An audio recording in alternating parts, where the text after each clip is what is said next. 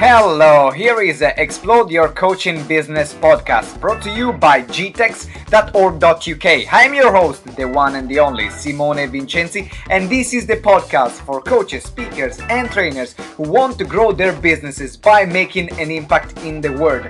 Now, if you are looking to sell more from the stage and to get more clients that are working with you so you can change more people's life, then make sure you download for free our Selling from Stage Ultimate Checklist, where we can teach you step by step for free how to create a killer sales pitch but without being a douchebag. So you can go at www.gtex.org.uk/start. Now, this is episode number 32, and today we have as a special guest is officially the sexiest UK podcasters operating today, hosting the Laugh Out Loud business podcast Join Up Dots, and is quite literally taking the podcast world by storm with a new type of entrepreneurial show where guests end up revealing the kind of stuff that perhaps they wish they hadn't, whilst sharing the steps that they have led to business success. Now,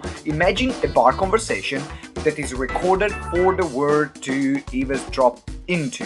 Now, this is Join Up Dots with David Ralph. So with David, we are going to be talking about how to create a podcast, how to launch a podcast, what kind of things you must use in order to have a successful podcast, from technology to microphones, literally everything you need to know in order to start a podcast. Also, we are going to be talking about huge dildos. I'm not going to be talking too much about that, but I'll leave you to it because it's a great funny part. Now, make sure also you subscribe to our podcast, the Explode Your Coaching Business Show, if you haven't done that yet. Make sure you do it. And if you want to reach out to me, you can send me an email at simone@gtex.org.uk. That comes straight into my inbox. And without further ado, let's start the music and give David Ralph a massive round of applause. 32 of Explode Your Coaching Business Show. Here is Simone Vincenzi, and I'm here with the one and the only David Ralph. How you doing, David? Is this another crank call? Can I ask who's calling, please? It's Simone Vincenzi. You know the Italian stallion? Have you heard of it? I know. Yeah, I know exactly who you're talking about. How are you, sir? It's a delight to be in your presence. Thank you very much for coming to in our podcast. And if for those of you that are listening to his voice, it's a bit raunchy, as you said before, and you've been recording podcasts from this morning since this morning at 8 o'clock. Yeah, I went earlier than that. I started off and I've had a really heavy cold. You know, one of those kind of colds, Simone, that only men get, and it's been one of those spare room colds for the last week. I'm not allowed to sleep with my wife. She banishes me to the spare room, so I've been in the spare room all week, which has been kind of nice, I must admit, because you can make your legs go wherever you want, which is a good way of being. But yeah, recording for 12 hours now, so I'm starting to get a little bit croaky. It's a little bit kind of Italian sex line voice that I've got. Yeah, and it works really well. Now, Now you've been recording more than 600 episodes, and it is a more than 4 million listeners and downloads actually. And there are around 200 countries that are listening to your podcast, which is Join Up Dots, and that's actually how we met. I was a guest on your podcast, and now you are the kind of the British king of podcast, the British god of podcast. I can imagine you like dressed like Zeus and the podcast crown on your head. So what got you to choose podcast instead of like everything else that you could do? I think it's one of those things that if I join up my dots, which is a good way of segueing into my show, I can sort of tie it back to when I was 9 years old. I used to do these crazy little interviews where I used to get my little tape recorder and go round, and this is bizarre, and I only found this out when I had to clean out my mum's loft, her attic, and I found these little cassette tapes that we used to have in the 80s and 90s, and it had my little kind of 9-year-old writing on, and when I played them, it was me going around to the bank manager, proper people, professionals, and interviewing them. And it was like, if you wasn't a bank manager, what would you like to be? And then the man was saying, oh, I'd like to be an international playboy, and all these kind of bizarre answers. And I thought, God, I used to do this. And then I went into banking and insurance, and I remember people saying, you should be in radio, you should be in radio. And so it was a kind of natural fit that took maybe 25 years to get to. And you know when it is, Simone, when you turn on something and you think to yourself, this is it. And that's how I felt. As soon as I turned on the microphone, hopefully I've become more confident and not as croaky. I can feel the voice going now, but it's one of those things that I love. I love this more than anything other than my wife and my children. But what do you love in particular about podcasts? Because it seems like you found your calling, you found your thing, you found the thing that really makes you happy. But what is about podcasting that really makes you happy, that you enjoy? I think one of the things is the connection with people. I think it's been absolutely brilliant for, like a spin-off, is amazing SEO, because everyone I interview will more often than not link to my show. So it's quite easy when you're doing an interview show to get your platform high up into the Google ranks. So that's been really good. But the other thing I love about podcasting is it's unfiltered. You know, you literally say anything you want. Funnily enough, I've had a couple of requests over the last 3 years, or job interviews almost coming up, to go onto commercial radio. Wedding requests. They wanted to marry you. Oh, they do. But I've turned Bob and Jim down. Both of them. I've said, no, I'm already married. But no, it was commercial radio interviewed me for jobs. And they said, you know, would you like to work with us? And I would have bitten their hand off before. But I just thought to myself, who wants to be doing 15 minutes and then, 3 hours of Bublé music and a couple of adverts? I like it on a podcast that you can say anything you want and it goes across the world. It's globally exciting. Is globally excited. I can feel your excitement. So, and for everyone that hasn't listened to Join Up Dots, they must, because what I loved about your interview style is very relaxed, is very playful, and is very joyful, and it actually goes really deep at the same time. So we are talking about deep topics, but with a light attitude, with a light atmosphere. So that's what I really love about your interview style. Now, but for people that want to start podcasts, because I know that one of the things that you do is also helping other people starting podcasts, right? Yeah, absolutely. That is one of my income streams, as we say in the game. Brilliant. That's one of your income streams. So let's start before going into what to do. Let's look at what not to do, because I'm sure that over how many episodes now? How many episodes have you recorded so far? I've recorded about 742 of Join Up Dots with bonus shows, and I've 742 episodes. Yeah. I'm sure that recording those 742 episodes, there are a lot of things that you said, no, these are no, don't do that. Or listening to a lot of other podcasts and no, don't do that. What are the things that people they must avoid like the plague when they start a podcast? I think number one, and I was lucky, I didn't really listen to podcasts when I started. And so when I set off, it was me against 3 others. There's about 100 million of them now, whatever it is, but I had a very small breadth of competition in my mind. And so I started recording and I just kind of created what I created. And I was very, very lucky that I didn't listen to other people, so I didn't know the kind of format that other people are following. And if you go over to sort of iTunes land now, you can hear a lot of shows which are very similar. Yes. And that there's going to be a question here, then there's going to be a quick round here, and I think, no, just do your thing.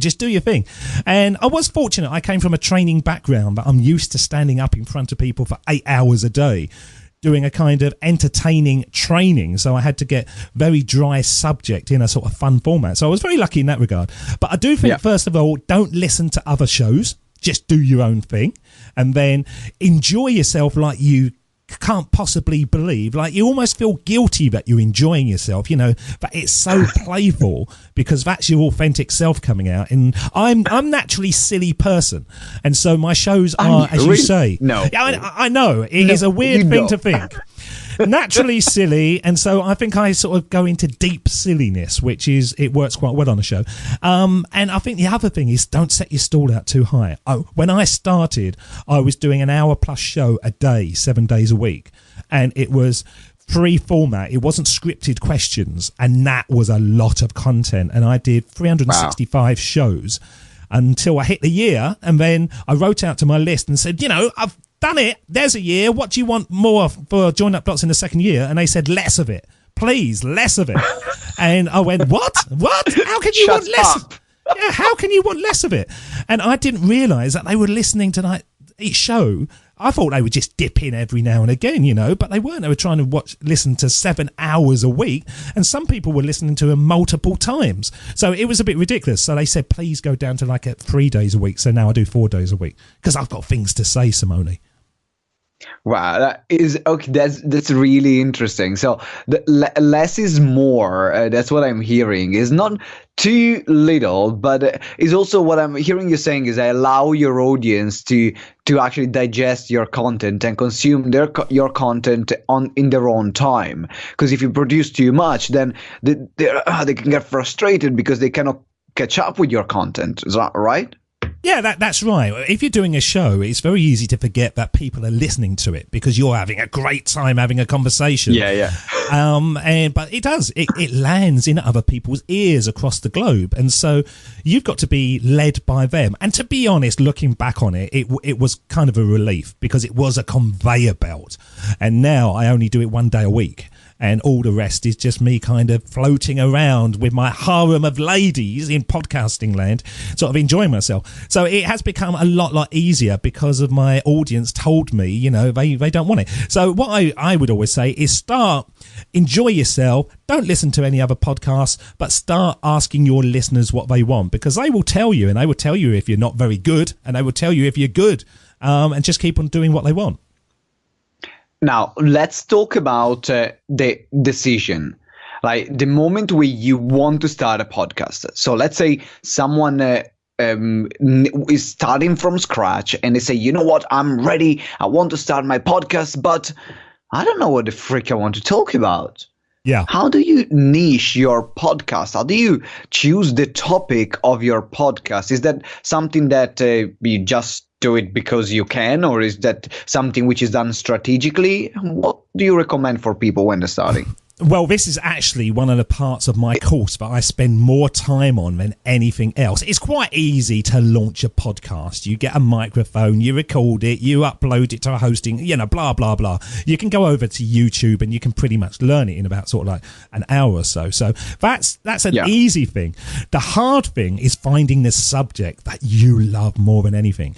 And I do a lot of work with my guys so that they find the thing that they're never going to get bored with. But if they're in a pub and they have a couple of drinks down them and someone starts talking about that subject, you can't shut them up. And it could be anything from sort of like, you know, your local football team. It could be TV shows. It could be anything. But it's the thing that you're really passionate. And talking about TV shows, Simone, that is a great way of doing a podcast because you're already tapping into an established audience. So if there's a really popular TV show that everyone's talking about, then, you know, do a podcast on that and do it within series and stuff, and you pretty much shoot to the top of the charts pretty quickly. But do you have to do lots of preparation? And if you have to do a ton of preparation, I always say to people, well, think about it, you know, because I do about 20 minutes per show of preparation.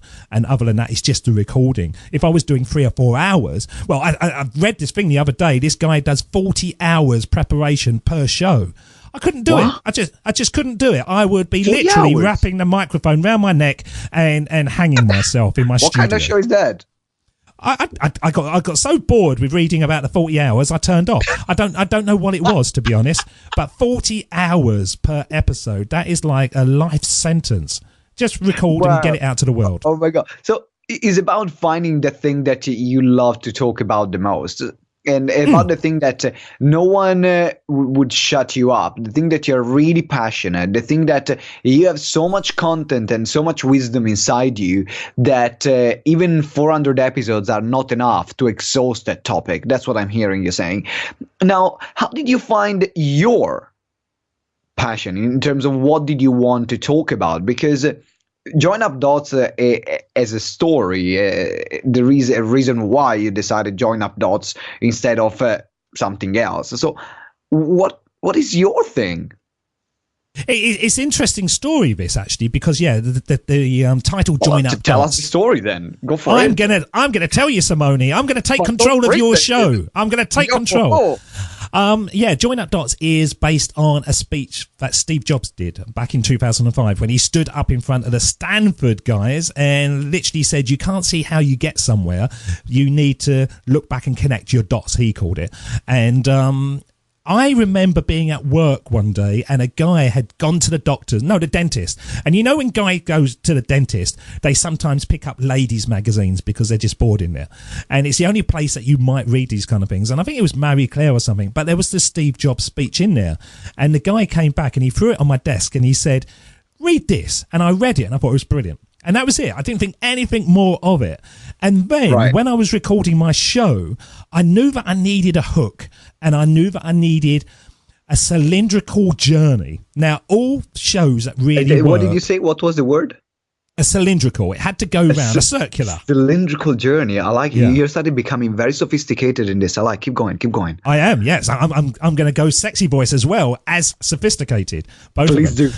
Yeah. And so I kind of thought to myself, you need a start and you need an end. Unfortunately, I come from training background where if you stand up and you do public speaking, the first bit is what people are judging you on, and the end bit what they're judging you on, and the bit in the middle they start scratching themselves and looking around and stuff. So you've got to have a good start and a big finish. And I knew that was a way of connecting. Now, I actually started recording the show, and on the first episode, I thought I need something at the end. And just before I got to the end of the guest, I threw it in. I just threw it in as, I do this. And you can hear episode 1. You know, now I've got it down pat and I know exactly what I'm going to say. But it was literally me going, "Oh, this is a bit stupid, but I'm going to do it anyway." And, it just worked. It just worked. And they really liked it, the guest. And then I got feedback from the listeners and they went, "Oh, that's the best bit." And I went, "Oh, blimey, I only have to do 2-minute podcasts and leave all the rest out." And that's what we did. And we just kind of joined up the dots of the show. So I didn't have any master plan. I don't remember any of this happening. It just kind of grew around me until now. I look back on it and I think, thank God for that. It was like the gods were channeling through me, Simone, and giving me the answer to all my dreams. Oh my God!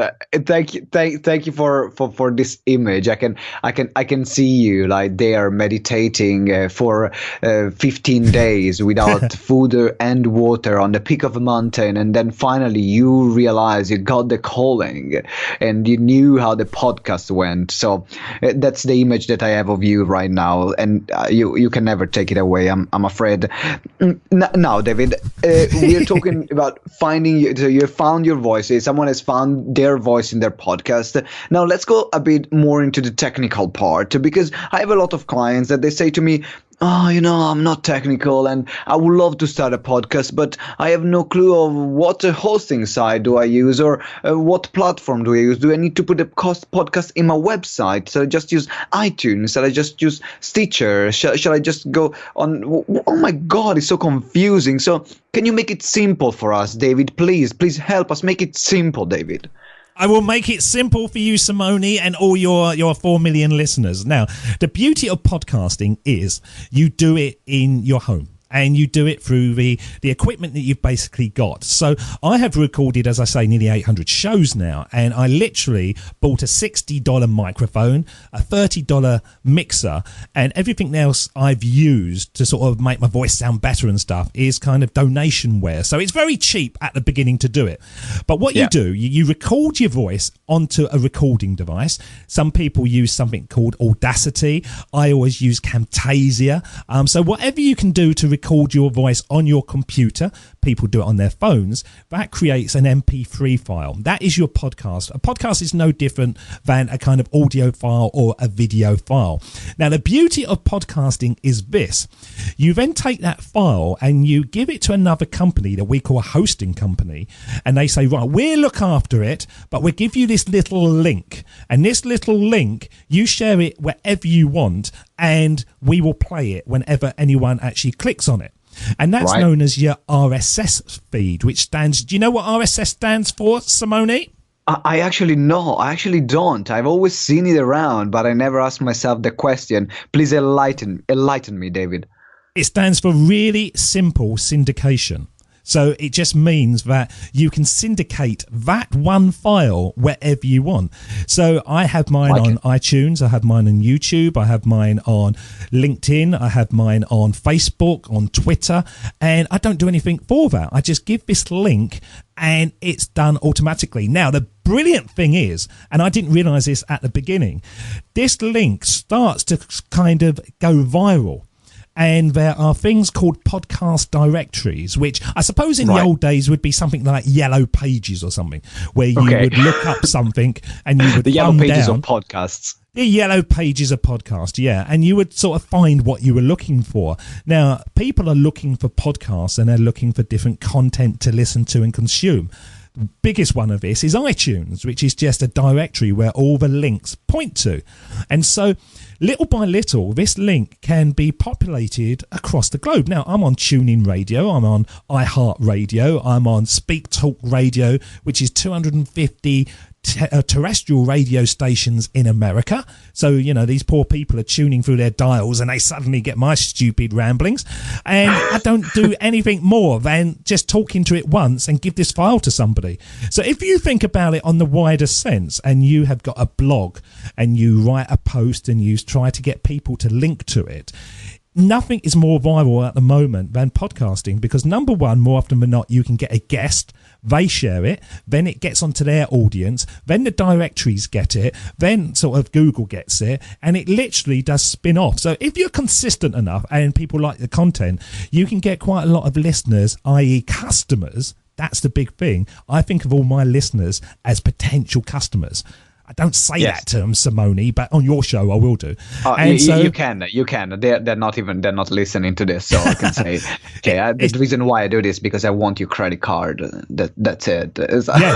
Just swipe it through me, and that's what I do. Interesting. Yeah, that is what I do. I just put that one file out. So I honestly say to everyone, and you can prove this, people, all you listeners out there, start going over to Google and Google your favourite, I don't know, celebrity or businessman. They're the better ones. And you will find more often than not, they will have a podcast attached to them. Wouldn't have done that 6 months ago or a year ago. But now, literally, all the high flyers know that it's a great way of getting massive exposure really, really quickly. It's brilliant. True, is very powerful. I mean, I got one of my clients that we were playing around with different ideas, and he said, you know what, I'm starting a podcast. And I said, you know what, start a podcast. Why not? He had 15,000 listeners over 13 episodes. That's it. Yeah. And it just grew and grew. And it was, I don't know what I'm doing, but people are listening, so I'm keep doing it. And I said, oh, wow, that works. And I started doing my podcast, and I got a couple of other people other than my mom and my grandma and my brother. So which is nice to see that other people are enjoying Explode Your Coaching Business. And yes, it's true. It actually gets even more traction with less work than the blog post that I have on my website.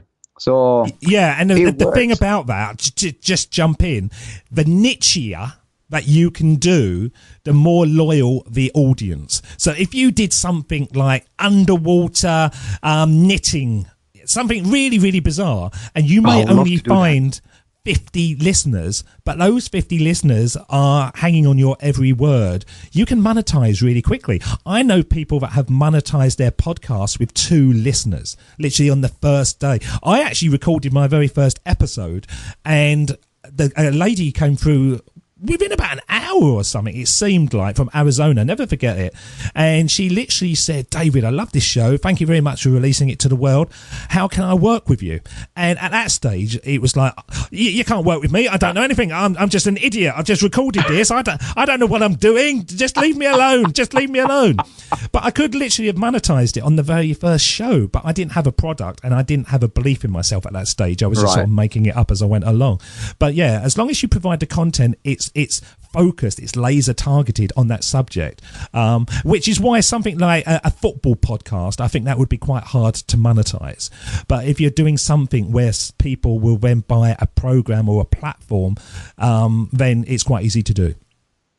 Brilliant. So I think in business now we have this word like micro niche. Like the more micro the niche, the more loyal the followers are going to be, the more they want to listen, and then the more they listen, then the more they will want to buy and engage and interact with you. Now, before we go into some of the personal questions, because I got some personal questions for you, David. Oh yeah, you're going personal. Not even probably your wife asked you. Now, what are some of the tools that you use in terms of names? So what do you use, for example, as hosting, or if someone wants to buy a microphone? You mentioned already Camtasia and Audacity, great tools to edit the podcast. What are some of the things that you are using or you will recommend someone to use to say that can make the podcast really quality and really good, just the way you can do it? Well, I use freeware for everything I can. Now, but basically I'm a bit tight, Simone. So I look at how people are doing it, and you can go online and you can Google stuff. So I have got a soundboard on my system now, which is free, which means I can channel all the sounds through to the microphone and back to get extra bass into them, which you don't get sort of speaking straight through. On the hosting, how is that called, the soundboard? How is it called? Yeah, that's a soundboard. That's an online soundboard which channels the sound through. So you can I'm actually taking notes because I'm getting all this stuff after we finish recording. Keep talking. So you can manipulate stuff, and I have got I've got systems now where I can play live intros and outros, and not only that, I can mix the two together, so it's just seamless, and it makes the editing process really, really easy. But one of the things I've got, which I'm going to offer to all your audience, and I'll give Simone the link for the show notes, I can't remember what it is off the top of my head, but on the hosting, I have got through my platform $100 of free hosting for a podcast. So if anybody wants to start a podcast, instead of going to the established companies, go with a company that I'm offering. Brilliant company, fantastic customer service, and they're going to give you $100 of free hosting, which pretty much cool.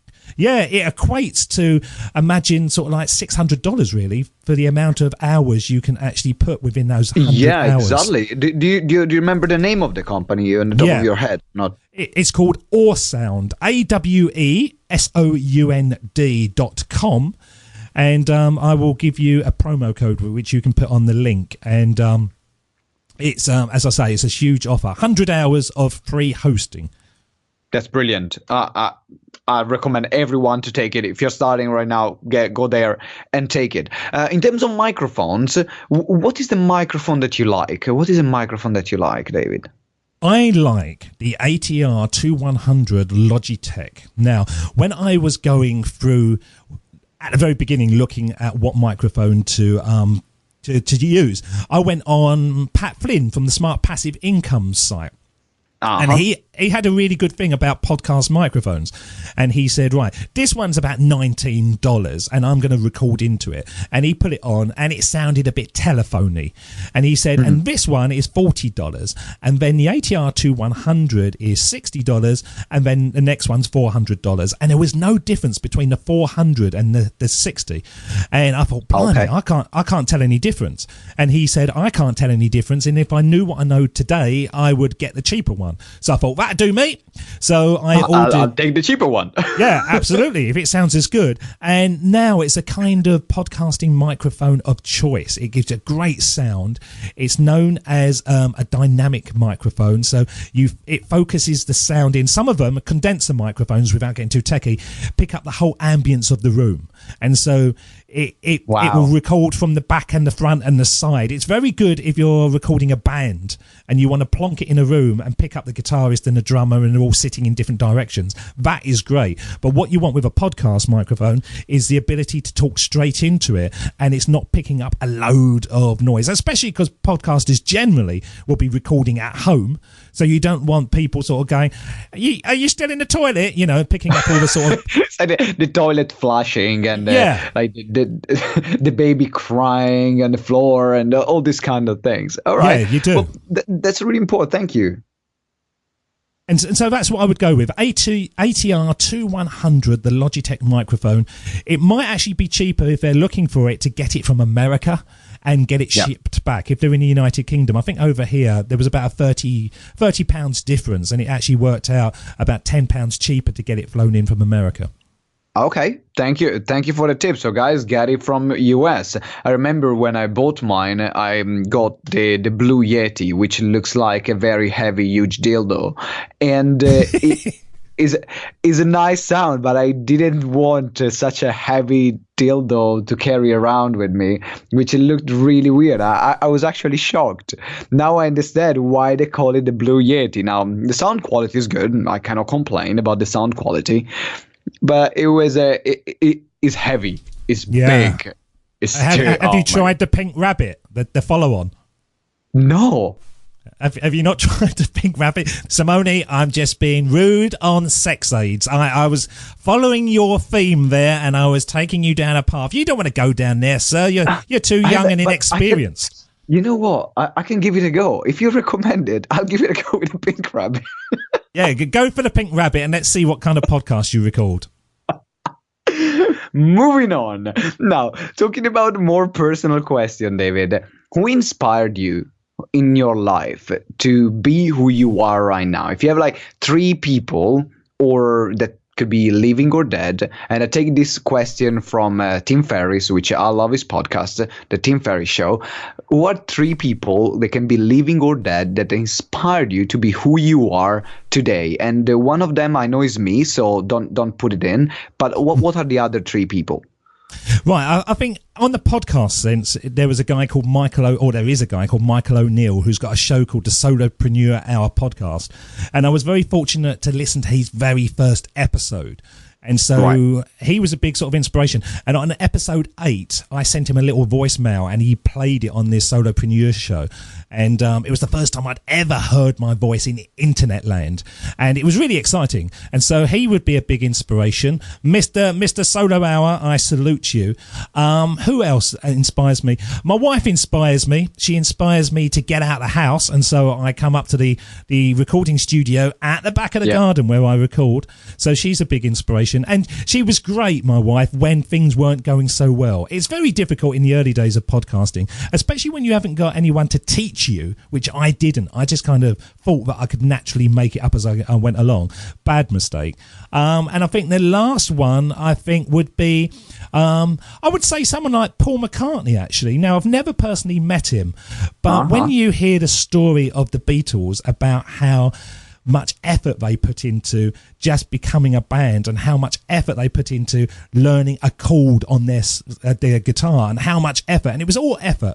But now you look at them and you think, oh, it was just they walked into a room and they were the Beatles and away they went.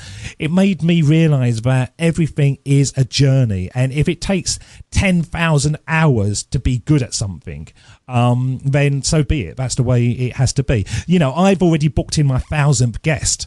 And I already know that I've got another 200, 300 to go, whatever it's going to be. So that's already booked in. I already know my 2,000th guest, and they're booked in as well. So it's a journey. And I think a lot of people give up after, 15, 20 shows and stuff because they're not seeing movement.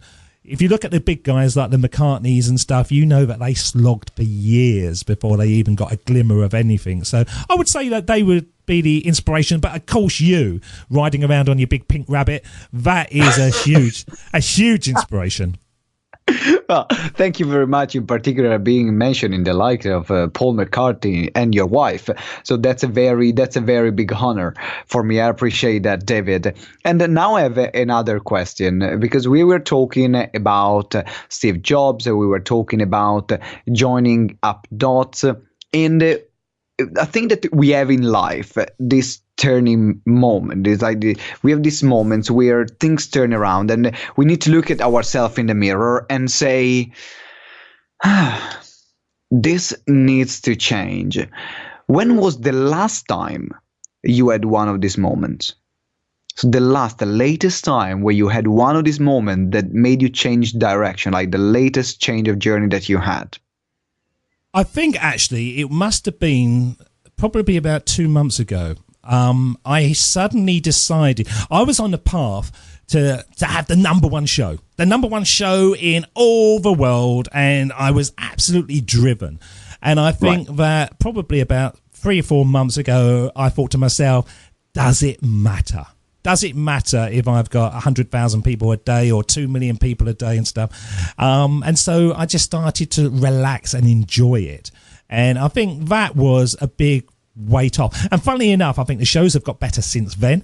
I think the guests have got better. I think there's more of an enjoyment factor. And I think a lot of it was because I was trying to hit a home run every single day, every time I turned on the microphone, and you just can't do it. So I've stopped thinking that I'm going to be world dominating, and I just think to myself, I'm going to enjoy myself. And that's the beauty of podcasting, again, as I come back to it. You don't need too many people. I always say to people, you create a product for $500, which isn't a huge amount of money, and you sell it to 200 people, you're making 100 grand a year. It's six-figure time. And so you don't need very many customers, but you do need a life, you need an enjoyment, and I think that comes out strongly on the shows now. I just started to relax and thought, it's going to be what it's going to be, Simone. So there are a lot of people that talk about, hustling, and in particular there is one of these now one of the biggest speaker in the world, or the media personality in the world, which is Gary Vaynerchuk, which I had the pleasure to meet and do an event and organize an event with him. And I remember him talking on stage, and he was saying, it's all about hustling. It's about becoming the best. It's about making it happen. It's about working these 55 hours a day. But if there are not 55 hours a day, it means that you need to create 31 hours more in a day to make up to 55 hours. So what is your view on that? Because I remember that when we had our interview and also our Skype call before, you had a different view on life. So what is your view about hustling? Is that true? Is that not true? Is that correct? Not correct? What do you think? I think he's an idiot, to be honest, to say that. I really think that we are in this to enjoy ourselves. We're not into driving ourselves into the grave. Now, when I started Join Up Dots, I did work humongously long hours, and it wasn't fun. So I think to myself, yes, you don't have to hustle. You do have to flex the old hustle muscle every now and again. You do have to get out of your comfort zone, and you need to do things that maybe are a bit scary time for you, but you just got to do the right thing. I play a speech on my show every now and again with Oprah Winfrey, and she says, what you need to do is not hustle. You need to sit, you need to be quiet, and you need to think, what is the next right thing? Don't go, I've got so much to do. I need an extra 5 hours because I've already worked 55 hours. Just calm it down and think to yourself, what is the next right thing? And so now with Join Up Dots, as I say, I only do it on Thursdays. And if somebody comes along and says, can you do it on Friday morning? Nope, sorry, I'm not doing it. And I've got to the point now, I used to creep up to my recording studio a lot. And now I don't. I come up here maybe once a week, really, and I do very small bursts of work, but I try to make sure that it's the right type of work, it's the right thing, and you can build up incredible momentum.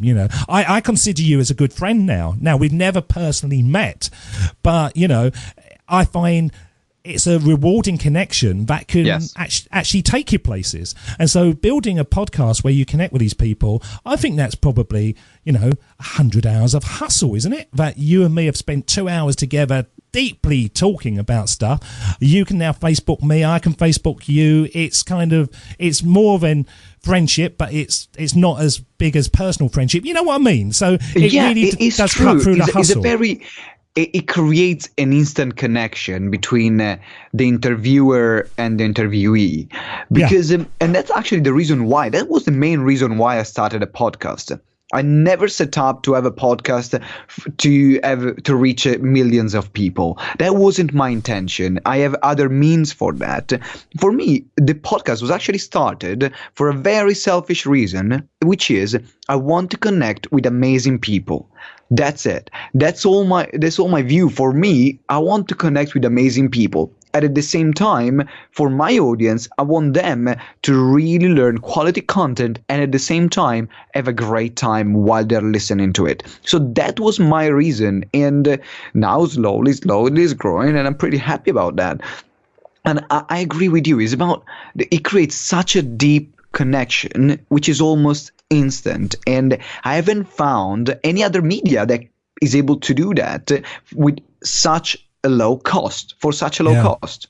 I'll tell you a little story, Simone, and this kind of is one of those. Tell me the story. It's story time. Okay, I'm getting the pillow ready. Are you sitting comfortably? Well, about 2 weeks ago, one of my coaching clients I got a coaching course, Dream Starters Academy, and she's doing a virtual online summit. And it's for authors, and a couple of her big names dropped out, and so she sort of went, "Oh, they've dropped out. I can't believe it. I don't know who to fill in with.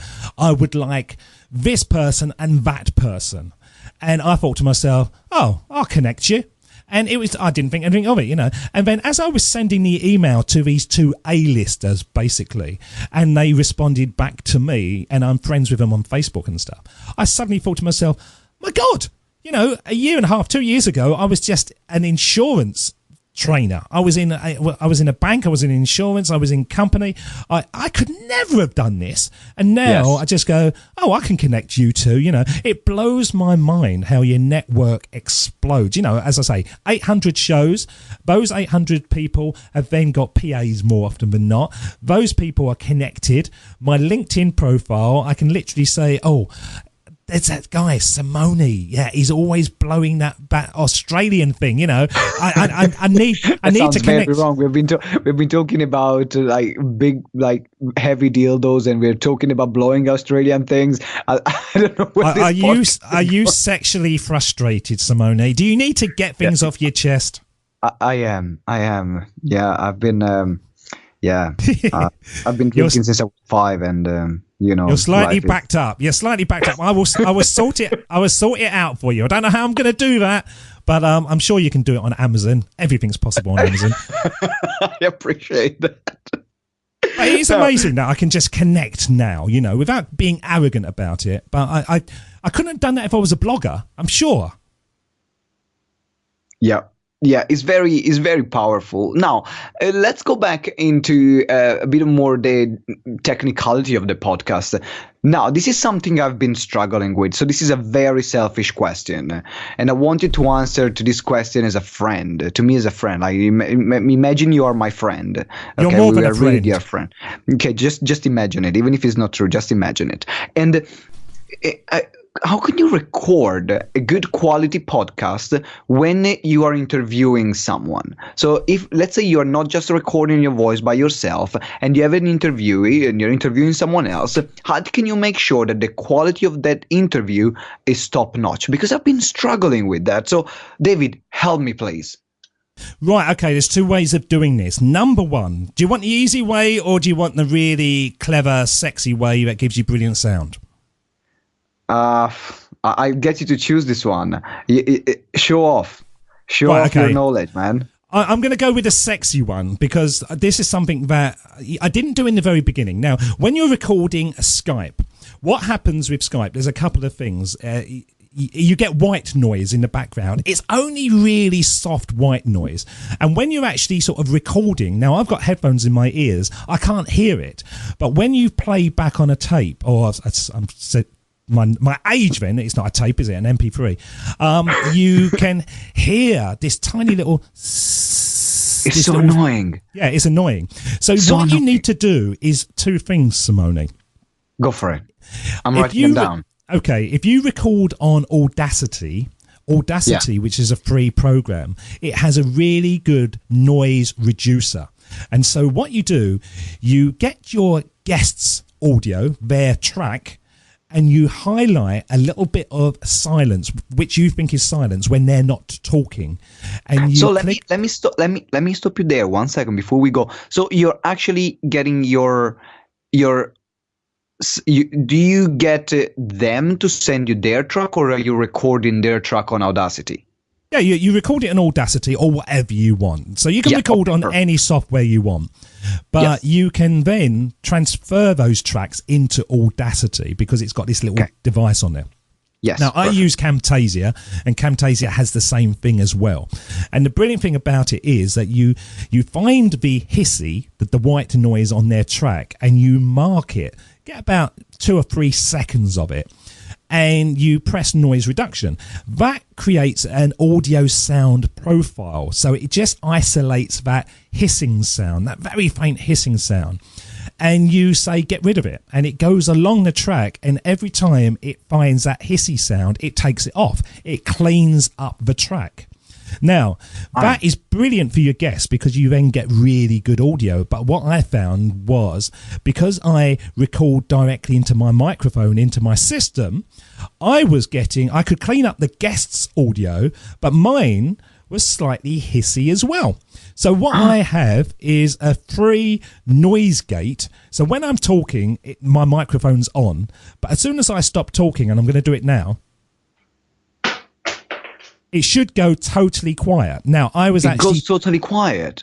I was banging on the desk then, but my microphone will turn itself off and turn itself on whenever I stop talking. So I'm right into the microphone. I'm talking and now, hello, Simone, how are you? Blah, blah, blah. And I'm going to stop talking. And the microphone is off. It's off. Now, that is one of the good things. So that gets me really good, clear sound. What do you use for that? Hang on, I haven't finished. I'm still telling you, Simone. Sorry. I'm just too eager. To learn. Okay, keep going. Okay, Simone, shut up. Shh. Go. There's a thing on the internet that you can Google, and it's called Noise Gate. Noise, noise, and GATE, and it's a little free software thing, and it just sits in the back of your computer, and you set it for a threshold. So it sets a threshold of when you want the microphone to switch itself on and then switch itself off. Totally free. Brilliant. So that's what I use in the background so that I know that if a car goes past or whatever, it's not going to have any effect on my microphone. Now, and I'm getting really techie here, what then bothered me on top of that, I'd cleaned up the guest noise, I cleaned up where I was silent, but what happens when I'm talking and the microphone picks up sound while I'm talking? That used to bother me. So what I did, I turned my noise gate on high. So then I just sat quietly and I breathed in the room and recorded an audio profile of my room when it's silent. Now, if somebody slams a door or something when I'm recording, there's really little I can actually do if I'm talking at the same time. Yeah. But then I run that afterwards through my track and it clears up all the slight hiss or whatever ambience you've got in your room over my track. So I'm pretty much as close to radio quality audio on my shows. And some of them, funny, a little while ago, became slightly erratic because I was playing around. And I thought, the only way I'm going to do this is test it in a live environment. So 1 or 2 had a few problems, but now they're spot on again. And in fact, that's why I asked you, because I'm listening to a lot of podcasts, but yours as one of the best, probably if not the best podcast quality that I've heard from the one that I'm listening. And I think there must be something that you're doing. And I remember that around 2 months ago or a month and a half ago, you sent a message on Facebook saying, I might have found the secret to record a perfect podcast. Yeah. And I remembered that post and I said, I'm going to ask him when I'm going to interview him. It was just in the back of my mind. So Thank you, David. This was a gem. And if someone also is not techie, can they contact you to help them to create all this? Something that you do for your clients as well? Yeah, well, what we actually have, we have a platform called podcastersmastery.com. Right. And that shows everything. There's a free 12-part course attached to that, which we give away for nothing, which is valued at $470, and that will teach everybody how to create a podcast. But obviously what we're talking about here, Simone, is the sort of the next level, the expert level. This is beyond actually launching a podcast. This is what 3.5 years of going grey has given me. But this is sort of takes you back. When you find the thing that you love, you become obsessed by it. And I became obsessed in two folds. Number one, with iTunes manipulation, how to get shows to get to the top of the ranks. I spent 6 months or so playing around with iTunes. That's a big block of what I do. And the other thing was audio. I got obsessed, and people said, oh, yeah, I can't even notice it anyway, but I could. So I kept on going at it to try and get the best sound as possible. Now, David, we have been talking about how to find a topic. We've been talking about what equipments to use. Now also that we've been talking about launching and what platform to launch the podcast on. We have been talking about how to get a great audio quality sound. Now the last question is, how do we freaking make money with podcasts? Well, this is the easy thing. You get your listeners to tell you what they want from you, and then you provide it. Now, it seems a bit kind of cynical the way you say that, but that's how it basically is. So with Podcasters Mastery, for example, I wasn't planning on doing that because I kind of thought, oh, everyone's doing that. But I kept on getting these requests, and people were saying, oh, how are you doing this and how are you doing that? And I thought to myself after a while, oh, if I record all these and then it's there. So the audience kind of told me and that they wanted it. So I just developed it, as I have with Interview Masterclass, which is another course I do, Dream Starters Academy. I'm not clever enough to go, this is amazing. This is the new Facebook. I'm going to create this and the world is going to love it. I just basically listen and find out from my list, really, and my coaching clients. And you can be as open with them after a while because they get to know you to say, you know, what would you most like? If I created something that you were willing to buy, what would you most like? And they tell you. So that's simple. That's it. And now, did you create those programs? Were you thinking about monetizing the podcast from the beginning, from where you started? Or you were just saying, okay, I just want to do a podcast and then I don't know how to make money. I'm just going to figure out along the way. What was your process? Did you start the podcast with the idea of that is going to be my way to build my audience and to build my product? So how does it start from the beginning for you? I started off with the thought of I'm going to get a huge audience and put sponsors on. And that was my whole plan, really. And then I thought one day, I don't know when it was, I was driving along and I suddenly thought, my God, if I get sponsors on there and say they're paying me 16 grand, 20 grand a month to sponsor my show, all well and good. What happens when they suddenly say, I don't want to sponsor you anymore, I want to sponsor Simone's show? You suddenly lose 20 grand. And that's a big kick in the whatsits, as they say. So I thought to myself, I'm not going to go that risky route of putting my income in the hand of some decision maker. So I decided I wasn't going to do that. And I stumbled into coaching. And a guy came through to me from Kenya and said, David, I'd like to mentor you. I'd like you to mentor me. And I was still in that point of, I don't know anything. Yeah, I might be talking to these people, but, you know, I don't know anything about it. And so I said to him, it's not really something that I do. And he said, no, I think you'll be very good at it. And I said to him, okay, if you want to do that, it's going to be 3 Skype calls a month. It's going to be 10 grand a year. This is what I said to him. And he went, yep, that's fine. And I thought, oh my God, I should have said 20 grand. I should have said 30 grand, you know. Why did I do this? I should have let him say it first and then not blink. This is how it's done. And within about 6 weeks or so, very short period of time, he'd referred me to 2 people, and I'd got up to 10 clients. And so I was only doing 30 hours work a week, a month, really. It was like the 10 free coaching clients. And then I woke up one morning on a Tuesday and I thought, right, what am I doing today? And I looked at my calendar and thought, oh God, I'm talking to him.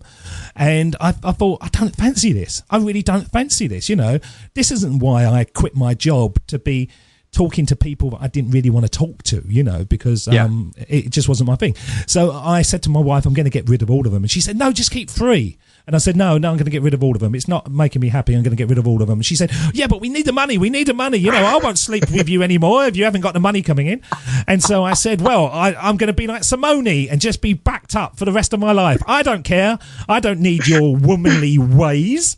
And so I got rid of them all, and then panicked like a madman, until I realised that I had a knowledge base, and the knowledge base was Podcasters Mastery, which sold very well. I'll be absolutely honest with you, it sold very well, but then it kind of dried up. And what I realised was I tapped into a pool that was waiting for me.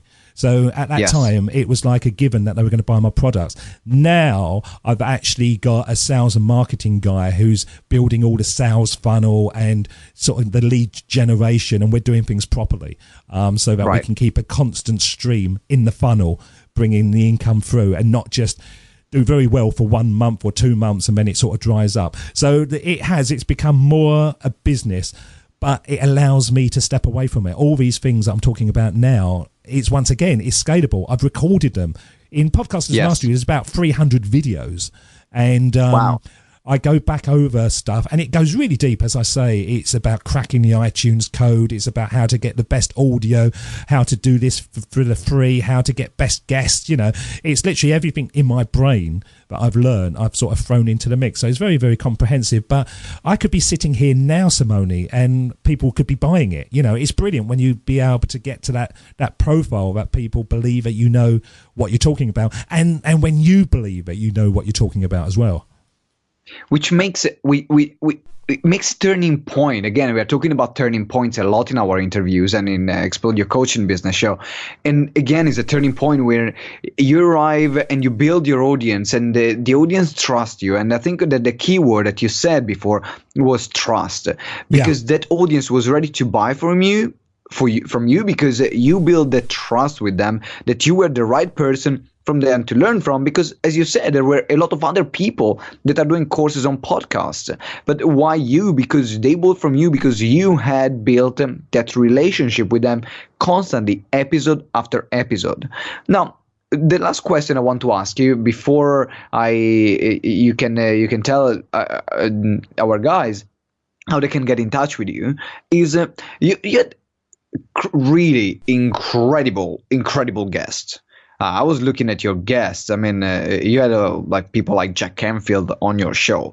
Now, who has been like your biggest guest that you had that you said, oh my God, I actually want to do a triple backflip right now? Simone Vicenzi, when he came on the show, I thought I'd hit the jackpot. Okay, now tell the truth. Okay, that was a sweet lie. Okay, tell the truth now. But you were very good. You were very, very good. You didn't like it when I spoke Italian. You started sort of criticising me, which you don't criticise the host, but you did. Well, you made a mistake. Sorry. I'd been practicing for weeks for that. I had walking around doing that. I still love you. Don't worry. I love you too, in a manly kind of way.